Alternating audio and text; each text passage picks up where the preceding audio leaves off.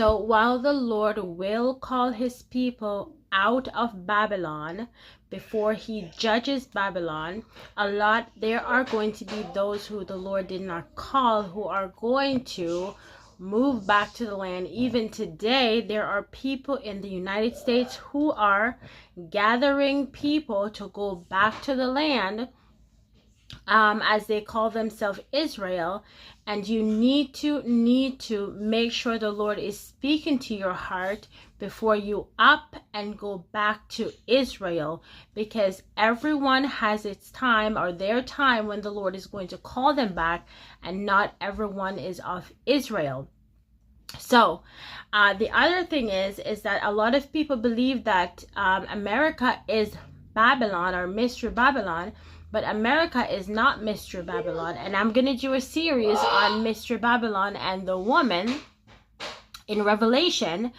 But just know that just because somebody comes saying, let's go back to the land, I am an Israelite, does not mean that they are of the Lord. Remember, Satan deceives, and he often comes as an angel of light. So just know, be in prayer, and know if the Lord is speaking to you or not during that time, because Joel chapter 2 says, before the great and awesome day of the Lord comes, that is, he's talking about the heavens will be shaken, the blood,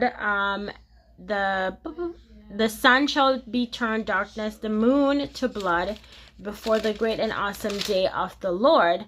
And it says, and it shall come to pass that everyone who calls on the name of the Lord shall be saved. For in Mount Zion, which is Jerusalem, in Jerusalem, there shall be those who escape, as the Lord has said, and among the survivors shall be those who the Lord calls.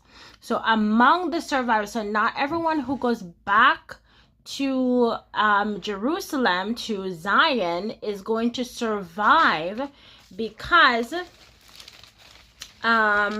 Zechariah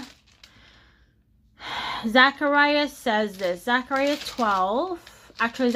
14 says, behold, a day is coming for the Lord, when the spoil taken from you will be divided in your midst. For I will gather all the nations against Jerusalem to battle, and the city shall be taken,